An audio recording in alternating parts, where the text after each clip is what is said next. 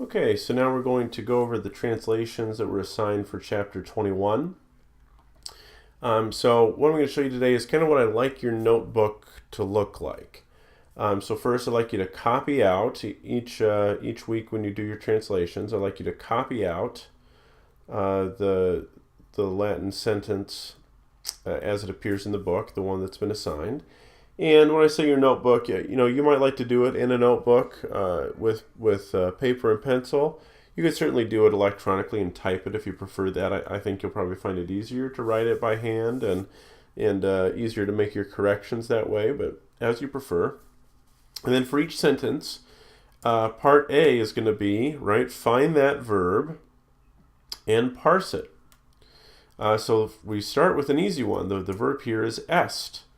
And that's present, indicative, active, third person singular, and so that translates out as he, she, or it is. Okay, B, is there a noun in the nominative to serve as the subject? Yes. That noun is louse, praise. And so my sentence is praise is. Okay? Is there something in the accusative? That's usually our next step. But my verb is. And if you remember, we have a rule for verbs of being. They don't take accusatives on the other side of the verb. They're also going to take another nominative. So I'd be looking for more nominatives. And actually, I do see that. So when I start to just work through the rest of my sentence, I next get to autumn, which means but. They put that second. We always put that first in English. So we'll have, but praise is nimis saipa. Saipa is often, and nimis is too, with two O's. But praise is too often, nequa nor, so not nequa, two nequas together, nequa is neither nor, but praise is too often neither certa, certain, nor magna, great. So there's my sentence. So your notebook should look something like this. And then of course if your translation you didn't have praise there, you forgot what louse was.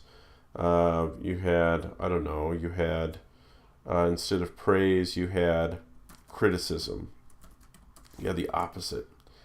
And then, you would cross that out in your notebook and write in the right word. And so when you come to these videos, you should have, your notebook should have your own translation written out. And then I'm going to go through the corrections so you can see what you did wrong. So you'll be ready for the quiz.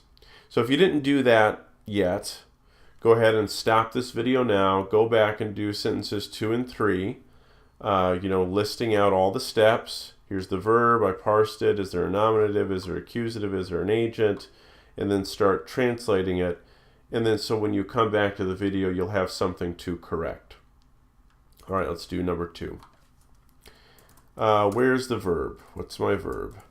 It's here. Neglegebantur. So let's parse that. That ba tells me clearly I'm in the imperfect tense. So it's imperfect, it's indicative, that's all we've worked with so far, imperfect indicative, and that untur, that tells me it's passive. And it's third plural. So that's going to be translated as they were being neglected. Okay. Is there something in the nominative to serve as the subject? Yes. It's senes. Senes means old men, old people, old folks. So old folks were being neglected is the skeleton of my sentence. Is there an accusative to serve as the direct object? Well, remember, we've got a two-part here. If the verb is active, I ask, is there an accusative? But if the verb is passive, I ask, is there an ablative to be the agent of the verb? Neglected by whom? Right? Who is doing the neglect? And yes, there is. I have ab filiis. The ab will often show me the agent when I have a passive verb, and at any rate, I'll need an ablative. So there it is. So now my sentence is, old folks were being neglected by sons or children. Okay, now I could start to kind of move through the whole sentence. So I've already got old folks were being neglected by sons and children, but now I've got in gente nostra, in our gente, in our people, among our people. So in our people, now in English we'd say among our people. Among our people, okay, senes, old folks by the children were being neglected numquam, which means never. So among our people, old folks were never, we wouldn't say being good English, we just take that. Among our people, old folks were never neglected by, and in English we'd say their children. Okay. And now sentence 3. Where's our verb? Oh, there are verbs aplenty here, but we have one. So maybe you saw, look, we've got, there's an infinitive, here's an infinitive, here's an infinitive. So lots of infinitives. But when I ask in this first part, I want the verb, I want a finite verb. That is, I want a verb that you can parse with person and number. And sure enough, I've got usus erat is the verb. Usus erat. And this tells you it's in the perfect system. That's the perfect passive participle.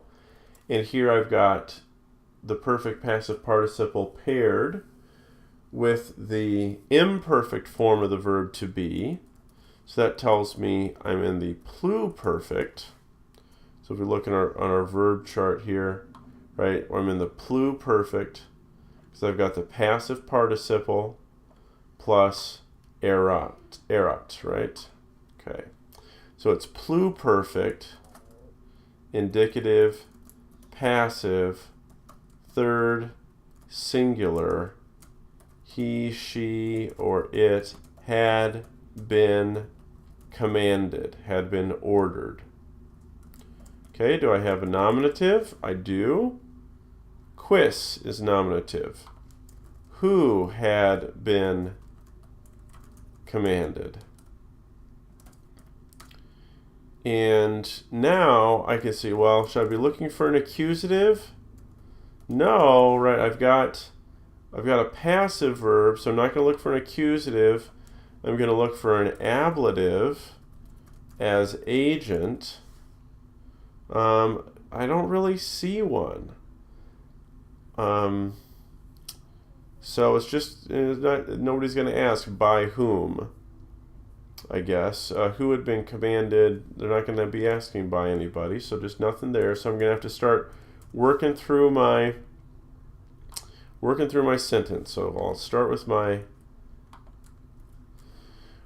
skeleton here. Now I just need to go through each word. Tum just means then, so we'll put that at the front. Then, who had been commanded? Who had been commanded liberare, to free? Who had been commanded? That could be the kind of verb that takes a complementary infinitive. Then who had been commanded to liberate? To liberate what? Now I need an accusative. To liberate Greece. Who had been commanded to liberate Greece? Metu gravi. That's ablative, so I translate ablatives with by, with, or from. Who had been commanded to liberate Greece from grave fear?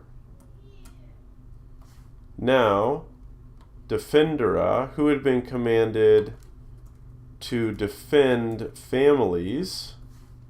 Familias is accusative plural.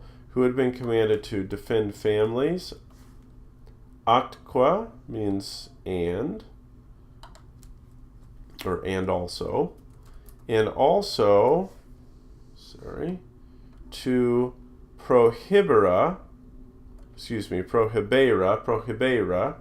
and to prohibit, hostes, and to prohibit enemies from the boundaries, from the borders, and also to, I guess in English we'd say, keep the enemies from the borders.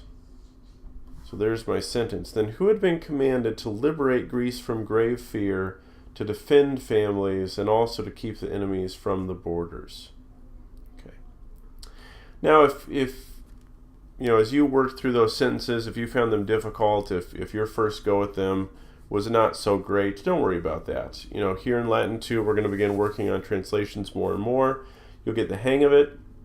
That's it for lesson 21. Of course, you need to do lesson 22 this week as well.